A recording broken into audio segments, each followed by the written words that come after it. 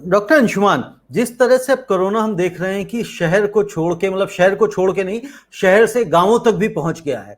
तो जब गांवों में पहुंच गया है, शहर में ही इलाज नहीं मिल रहा है, यहीं ट्रीटमेंट नहीं मिल पा रहा है, यहीं सुविधाएं नहीं है, और गांवों में तो हम सब जानते हैं कि वहां स्वास्थ्य की क्या सुविधाएं हैं। तो ऐसी स्थिति में आप आने वाले समय में क्या हालात देखते हैं?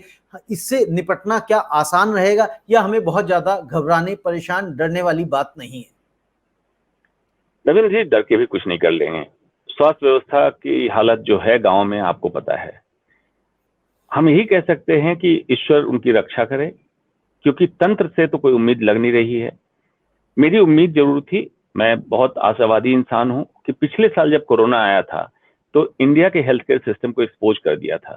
तो मेरी उम्मीद ये थी कि इस बार के बजट सेशन में जेन्युइनली किया गया है, लेकिन जेन्युइन नहीं है, जेन्युइनली बहुत प्रायोरिटी, हेल्थ को प्रायोरिटी दी जाएगी और गांव तक के स्तर में स्वास्थ्य व्यवस्थाओं को सुदृढ़ कर दिया जाएगा। लेकिन ऐसा हुआ नहीं।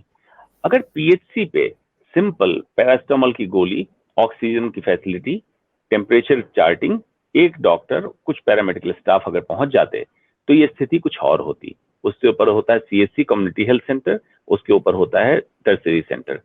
अगर सारे को सुदृढ़ कर लेते, जो कि ऐसा नहीं है, अनडूएबल है, तो बहुत कुछ बदल गया होता।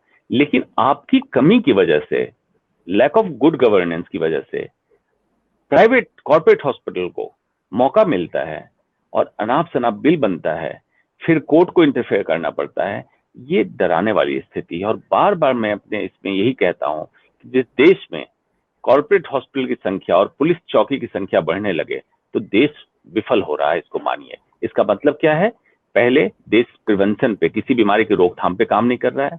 दूसरा, सरकारी संस्थान अस्पताल के मौजूद नहीं है, इसलिए कॉर्पोरेट हॉस्पिटल बढ़ रहे हैं। और crime because of education and unemployment बढ़ रहा है, इसलिए पुलिस चौकी बढ़ रही है।